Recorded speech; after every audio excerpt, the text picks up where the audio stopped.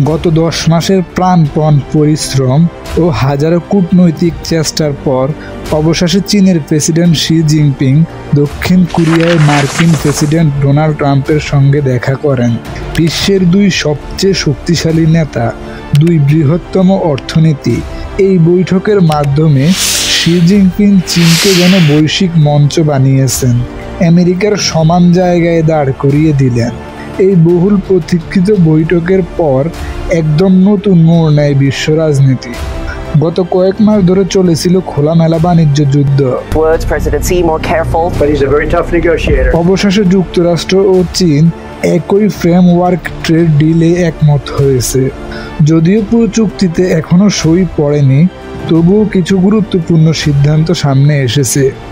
আগামী 1 বছর পর্যন্ত দুই দেশে একে অপরের উপর নতুন ট্যারিফ বা প্রতিশোধমূলক শুল্ক আরোপ আর করবে না। ট্রাম্প ঘোষণা করেছেন যুক্তরাষ্ট্র 10% থেকে ট্যারিফ নামিয়ে দিচ্ছে। চীন 1 বছরের জন্য রেয়ার অর্থ এক্সপোর্ট কন্ট্রোল তুলে নিচ্ছে। যুক্তরাষ্ট্র কৃষি পণ্য, বিশেষ করে সোয়াবিন রপ্তানি বাড়াবে। চীনও আমেরিকার থেকে হাই এন্ড কম্পিউটার চিপস আমদানি করতে রাজি হয়েছে, যা তাদের এআই ও গবেষণা খাতের জন্য অত্যন্ত গুরুত্বপূর্ণ।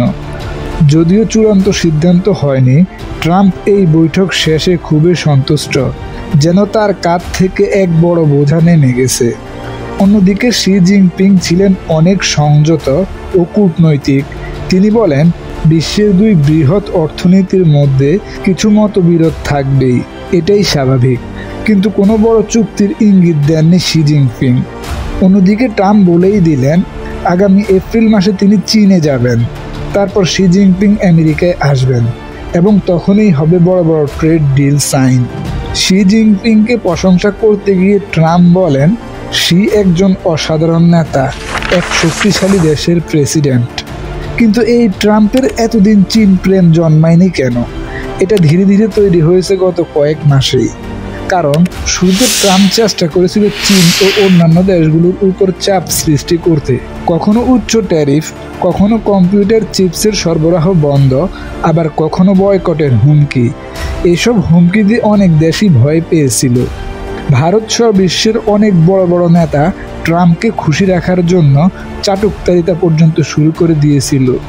ট্রাম্প নিজেই বলেছিলেন এই বৈঠকে, সব দেশ আমার সামনে মাথা নিচু করেছে, আমাকে অনুরোধ করেছে, স্যার দয়া করে আমাদেরকে সুযোগ দিন। কিন্তু একমাত্র দেশ চীনই ছিল একদমই ভিন্ন।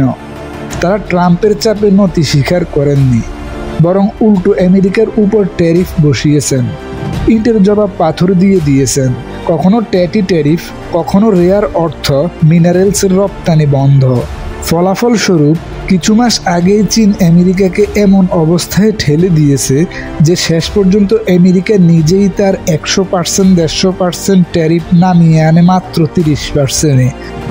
সত্যটা স্পষ্ট, এই ট্রেড ওয়ারে চীন ট্রাম্পকে তার নিজের খেলাই হারিয়ে দিয়েছে। অর্থাৎ এখন এমন অবস্থা হয়েছে যে ট্রাম্প নিজেই এসে চীনের কাছে ধরা দিল এবং নত স্বীকার করল।